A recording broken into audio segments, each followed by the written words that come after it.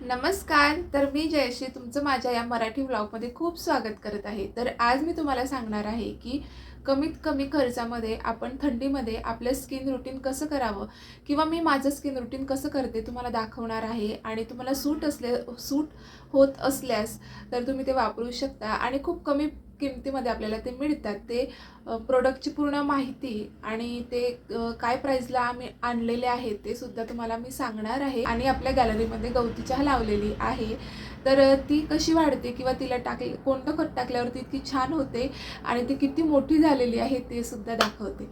तर चला. नमस्कार सगळ्यांना, मी जयश्री तुमचं माझ्या या मराठी व्लॉगमध्ये खूप खूप स्वागत करत आहे. तर मी आज खास गृहिणींकरता व्हिडिओ घेऊन आलेली आहे. कारण बघा, आता थंडी चालू झालेली आहे आणि आपण गृहिणी जे असतात, जे घरामध्ये आपण नेहमी काम करत असतो, तर आपल्या साबणाने हात खराब होतात, परत आपण वॉशिंग पावडर जे वापरतो त्याने हात खराब होतात, फिनाईलने हात खराब होतात, किंवा आपण टॉयलेट बाथरूम साफ करतो त्या क्लीनरने आपले हात खराब होत असतात. खूप आपले हात पण खराब होत असतात. त्यासोबतच आपण जी डस्ट काढत असतो नेहमी घरामधून, ते सगळं त्यामुळे आपला चेहरा, स्किन सगळे खराब होत असते. तर तुम्ही म्हणत असाल की तू पण तर काही एवढी खास नाही दिसत आहे, म्हणजे तुझा चेहरा वगैरे एवढा काही खास नाही दिसत आहे. तर हो, तर मी तर सिंपल गृहिणी आहे ना, तर मी एवढी सुंदर म्हणजे खूप जास्त ग्लोईंग स्किन मला कशी मिळेल का, यासाठी नेहमी प्रयत्न करत असते. तर बघा, आपण थंडीमध्ये गृहिणींनी आपल्याकडे लक्ष दिलंच पाहिजे. त्यासाठी आपण नेहमी आपली काळजी घेतली पाहिजे. तर त्यासाठी मी म्हणजे कमीत कमी प्राईसमध्ये स्वस्तात स्वस्त आपण आपली स्वतःची काळजी कशी घ्यावी ते तुमच्यासोबत शेअर करणार आहे. आणि आज मी चेहऱ्याचं आणि हाताचं तुम्हाला जे प्रोडक्ट मी वापरणार आहे, जे आपले स्किन जी आहे ती मुलायम राहिली पाहिजे, त्यासाठी मी तुम्हाला काही टिप्स सांगणार आहे. तर आपण कसं आपल्या घराकडे नेहमी लक्ष असतं, पण आपल्याकडे सुद्धा आपलं लक्ष पाहिजे. जेवढं आपलं कामामध्ये लक्ष, तेवढं आपल्याकडे लक्ष दिलं ना, तर आपला कॉन्फिडन्सही तेवढा वाढतो. तर चला मग जास्त न बोलता तुम्हाला आज माझ्या व्लॉगमध्ये दाखवते की कमीत कमी खर्च करून आपण थंडीमध्ये आपल्या चेहऱ्याची न आपल्या हातांची म्हणजे आपल्या स्किनची काळजी कशी घ्यावी. तर चला दाखवते मी तुम्हाला. तर मी आता जस्ट आंघोळ करून आली आहे आणि त्यानंतर माझं स्किन रुटीन तुम्हाला दाखवते. खूप स्वस्तामध्ये मी हे करत असते दरवर्षी. म्हणजे आता एक एक वस्तू कमी होते किंवा जास्त होते, तर त्यानुसार आपण म्हणजे जसे प्रोडक्ट मला आवडतात तसं मी वापरत असते. तर मी जे प्रोडक्ट वापरते ते तुम्हाला दाखवणार तर आहेच. त्यासोबतच कसं ते प्रोडक्ट लावायचे किंवा आपल्या स्किनची काळजी कशी घ्यावी ते सुद्धा मी दाखवणार आहे. आंघोळ केल्यानंतर बघा, आधी आपल्याला लावायचं असतं मॉइश्चरायझर. हे बघा, हे आहे मॉइश्चरायझर. तर हे लावून घ्यायचं आधी. तर मी आधी हाताला लावून घेते. तर हे बघा, मी हे नेव्हियाचं मॉइश्चरायझर वापरते. तर त्यासाठी मी हातावरती थोडं घेऊन घेतलं आहे आणि आता मी हे माझ्या हाताला आणि पायाला सुद्धा लावून घेते. हे बघा, असं थोडं थोडं करून आपल्याला लावून घ्यायचं आहे. त्यामुळे थोडंसं मला लावावं लागेल हातापायाला. तर बघा, मी हाताला लावून घेतलेलं आहे. हाताला लावून घेतलेलं आहे मी. आता या हाताला मला लावायचं आहे. बघा,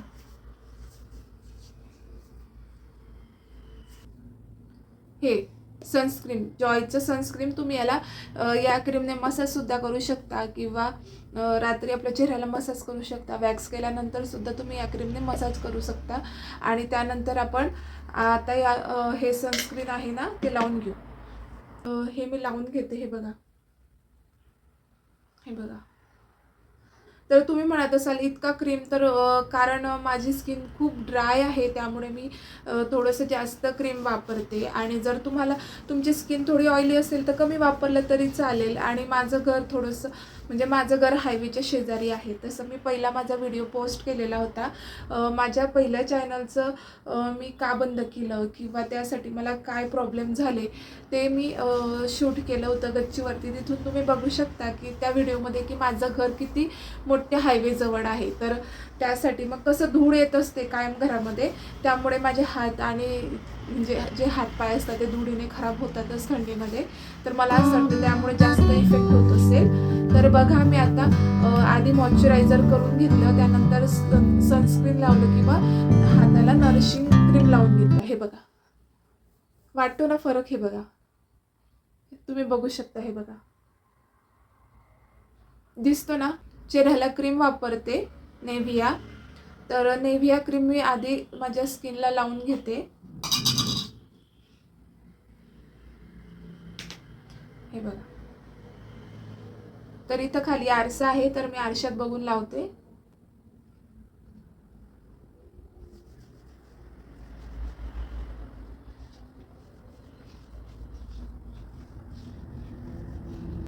तुम्ही जेवढं तुमच्या स्किनमध्ये हे क्रीम ॲब्झॉर्ब करणार तेवढी तुमची स्किन एकदम सॉफ्ट आणि छान होणार. म्हणजे थंडीमध्ये तुम्हाला ओढल्यासारखं सुद्धा नाही होणार.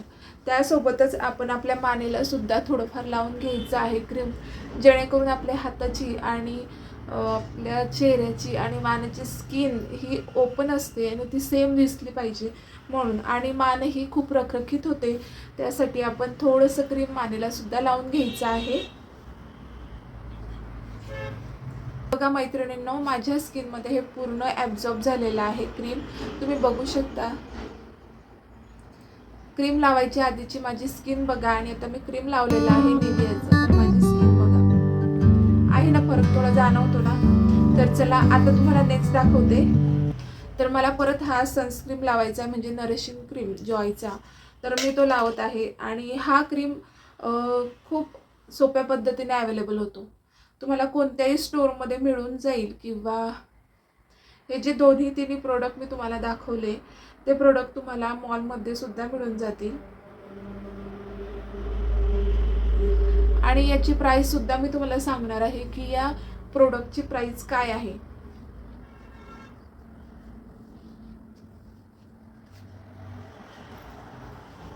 हे बघा, चेहऱ्याला असं लावून घ्यायचं.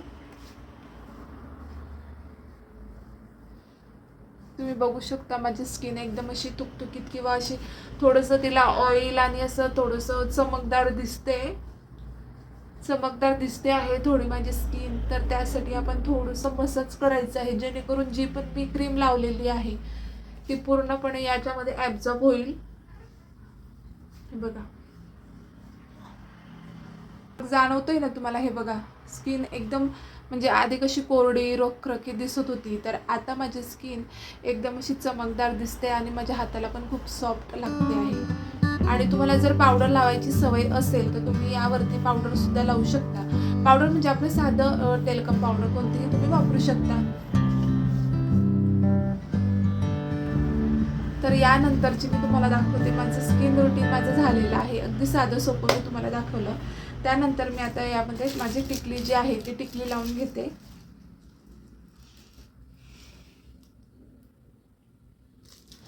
टिकली माझी लावून झालेली आहे. त्यानंतर ॲब्रो पेन्सिल लावून घेते. हे जे माझे ॲब्रो आहे ना, तर ते खूपच एकदम पातळ आहे आणि त्यांना प्रॉपर असा आकार म्हणजे पुढच्या साईडला एकदमच पातळ आहे, तर मग ते एवढं उठून दिसत नाही. त्यासाठी मी थोडंसं वापरत असते. डेलीमध्ये मी वापरते, कारण त्याशिवाय चेहरा अगदी उठून दिसत नाही आणि छान दिसत नाही म्हणून. हे बघा, अगदी पुसटसं मी लावून घेतलेलं आहे. आता तुम्हाला एकदम छान दिसत असेल की माझा चेहरा ॲब्रो पेन्सिल लावल्यामुळे किती छान दिसायला लागला. त्यानंतर मी लावणार आहे नेव्हियाचं. हे बघा, लिप बाम लावणार आहे. बघा,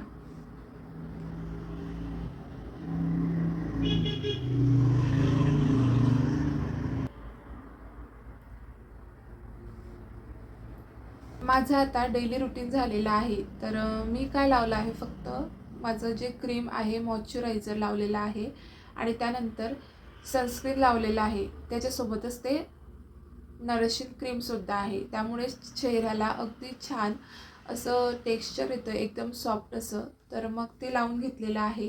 त्यासोबतच मी टिकली आणि लिप बाम लावलेला आहे. तर त्याची किंमत मी तुम्हाला दाखवणार आहे की किंमत काय आहे. अगदी कमीत कमी पैशांमध्ये आपण आपलं स्किन केअर रुटीन करू शकतो. तर छान दिसण्यासाठी मला आवडतं आय शॅडो लावायला, मग मी आय शॅडो लावून घेते. अगदी कमी प्रमाणात मी लावते, दिसलं ना दिसल्यासारखं. यामुळे काय होतं, आपले डोळे एकदम छान उठून दिसतात. हे बघा, तुम्हाला कळतं आहे का मी लावलं म्हणून? नाही ना? तर अगदी कमी, अगदी थोडंसं लावते मी, म्हणजे त्यामुळे चेहरा एकदम, डोळे एकदम छान असे उठून दिसतात. तर तुम्हाला आधीचा चेहरा आणि आताचा चेहऱ्यामध्ये माझा फरक दिसत असेल तर कसं वाटलं तुम्हाला माझं स्किन रुटीन ते नक्की सांगा. अगदी कमीत कमी पैशांमध्ये आपण हिवाळ्याचं स्किन रुटीन करू शकतो हे मी तुम्हाला आज सांगितलं. त्यासोबतच मी आज तुम्हाला दाखवते आहे की जे मी प्रोडक्ट वापरले त्याची प्राइस काय आहे. नेव्हियाचं मॉइश्चरायझर क्रीम लावलं तर त्याची किंमत आहे 110 रुपये. तर हे मॉलमध्ये अजून कमी किंमतमध्ये तुम्हाला मिळून जाईल. त्यानंतर मी सनस्क्रीन वापरलं, हे बघा, जॉयचं आल्मंड हनी अँड आल्मंड हे मिक्समध्ये वापरलं. तर याची किंमत आहे 240. तर हे तुम्हाला डीमार्ट म्हणा किंवा दुसऱ्या कोणत्या मॉलमध्ये अगदी खूप कमी प्राईसमध्ये मिळतं. तर त्यासोबतच मी चेहऱ्याला आधी नेव्हियाचा हा क्रीम लावला, हे बघा, हा क्रीम आधी मी लावून घेतला, मसाज केला थोडा. त्यानंतर त्यावरती जॉयचं सनस्क्रीन लावलं, हे बघा, जॉयचा हा सनस्क्रीन नरिशिंग क्रीम लावला, त्याच्याने मसाज केला. नेव्हियाचा लिप बाम लावला. त्यानंतर मी टिकली लावली आणि त्यानंतर बघा मी माझं ॲब्रो पेन्सिल लावली, कारण ही ॲब्रो पेन्सिल खूप दिवसापासून मी वापरते आहे आणि अजूनपर्यंत आहे. ती कोणत्या कंपनीची आहे किंवा काय मला काहीच लक्षात नाही आणि त्यावरती जे काही आहे ते सुद्धा दिसत नाही आहे, अगदी पुसलं गेलेलं आहे. तर एवढं साधं सिंपल माझं रुटीन आहे, ते तुम्हाला मी दाखवलं की माझं स्किन केअर रुटीन काय आहे. तुम्ही असं करू शकता. खूप कमी पैशांमध्ये आपण छान असे प्रोडक्ट वापरून आपला चेहरा आणि थंडीमध्ये अगदी छान असे सुंदर दिसू शकता. तर कसं वाटलं तुम्हाला आजचा व्हिडिओ? आवडला असेल तर लाईक करा आणि सबस्क्राईब करा, चॅनलला सबस्क्राईब करा, मला अजून छान मोटिवेशन मिळतं. तर चला, आता अजून एक काम राहिलेलं आहे. तर आपल्याला गवती चहा कापायची आहे, ती कापून मी फ्रीजमध्ये ठेवते. तर मी आता आली आहे गॅलरीमध्ये. तर तुम्हाला मी ही माझी गवती चहा दाखवत आहे आणि व्हिडिओमध्ये मी पूर्ण आवाज कॅप्चर करण्याचा प्रयत्न केला होता, पण काही टेक्निकल इश्यू आल्यामुळे काही मला आवाज व्यवस्थित आला नाही, म्हणून मग मी आता डबिंग करत आहे, व्हॉइस ओव्हर करते आहे. तर तेवढं समजून घ्या. आणि बघा, तुम्हाला मी दाखवले की आपल्या पत्रापर्यंत आपली गवती चहा इतकी लांब चटक वाढलेली आहे आणि ही गवती चहा चहामध्ये टाकल्यानंतर खूप छान लागते. चहा न करता तुम्ही नुसते गरम पाण्यामध्ये उकळून थोडंसं साखरेचं दाणे टाकून आणि चहापत्ती फक्त आणि त्यासोबत हे गवती चहा टाका, खूप सुंदर चहा लागतो. किंवा नुसतं याचं पाणी उकळून जरी पिलं तरी खूप छान टेस्ट येते. तर चला बघा, मी आता हे कापून घेते आणि हे कापून ठेवल्यानंतर मला 2 आठवडे टिकणार आहे आणि इतकी सलग छान मस्त वाढत असते माझी गवती चहा. तर हिला मला महिन्यातून किंवा 1.5 महिन्यातून मला अशी कापावीच लागते, कारण खूप छान ही वाढते पटपट.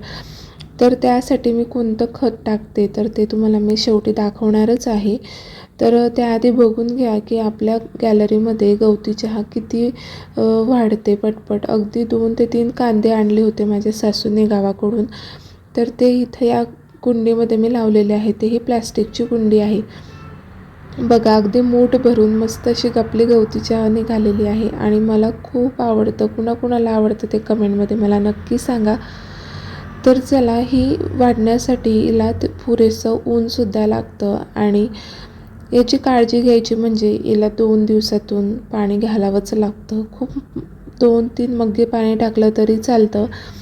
आणि खत म्हणजे मी याच्यामध्ये काही दुसरं एक्स्ट्रा टाकत नाही. यामध्ये मी फक्त जे या गवती चहाचे सुकलेले पानं असतात तेच मी याच्यामध्ये कापून घालत असते, जेणेकरून त्या म्हणजे त्या पानांचं खत होईल आणि ते त्यालाच लागेल. अशा प्रकारे मी करत असते. आता मी इथं माईक चेक करत होते की मी लावला आहे की नाही, पण मी माईक चेक केलेला होता, पण तो मोबाईलमध्ये आवाज माझा रेकॉर्डच झाला नाही. आणि भूमी आली होती तर ती मला बघत होती की मी काय करते आहे. तर तिचं म्हणणं होतं की मम्मी मलासुद्धा करू दे. पण हे बघा, मी तुम्हाला दाखवत आहे. तर हे आहे गवती चहाचे कोरडे पानं. ते मी कालच याच्यामध्ये कट करून टाकले होते. गवती चहा एकदम साफ करून घेतली होती, कारण मला व्हिडिओमध्ये तुम्हाला दाखवायचं होतं की आपली गवती चहा किती छान वाढलेली आहे. तर भूमीला कापायचं होतं, तर मी तिला म्हणत होते, नको बाळा नको कापू.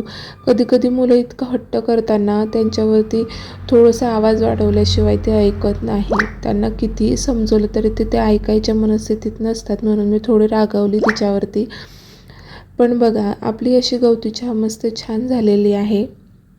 तर कापल्यानंतर हिला स्वच्छ करण्याचं म्हणजे गवती चहा इथं मध्ये असल्यामुळे आपल्या इथं धूळ वगैरे बसत नाही जास्त आणि काही त्याच्यावरती केमिकल वगैरे नाही, तर धुवायची काही गरज नाही, म्हणून मग मी तशीच कापून ठेवते. तर आधी एक सुका डबा मी घेतला, त्यामध्ये खाली पेपर ठेवलेला आहे जेणेकरून त्याला पाणी सुटू नये आणि छान प्रकारे 2 आठवडे तरी मला ती टिकणार आहे. आणि आता मी छोटे छोटे तुकडे करून या डब्यामध्ये टाकून देत आहे.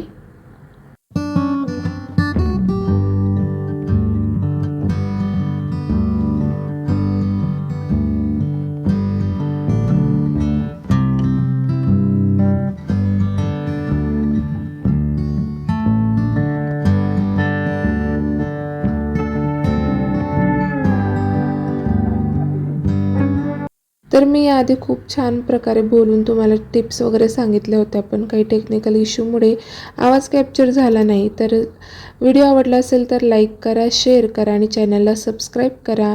आणि थँक्यू फॉर वॉचिंग. इथपर्यंत व्हिडिओ बघितला त्यासाठी.